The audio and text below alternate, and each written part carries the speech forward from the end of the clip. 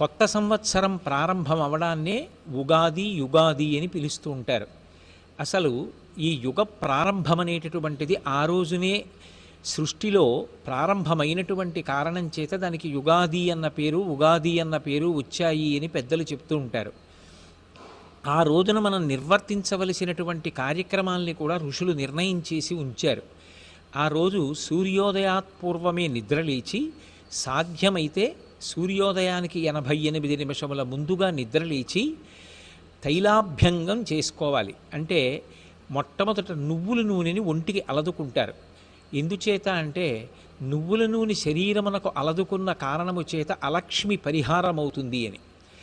అలా అలక్ష్మిని పరిహారం చేసుకోవడం కోసం, శరీరంలో ఆరోగ్యాన్ని పెంపొందింప చేసుకోవడం కోసం తైలమర్దనం అనేటటువంటిది ప్రధానమైనటువంటి అంశంగా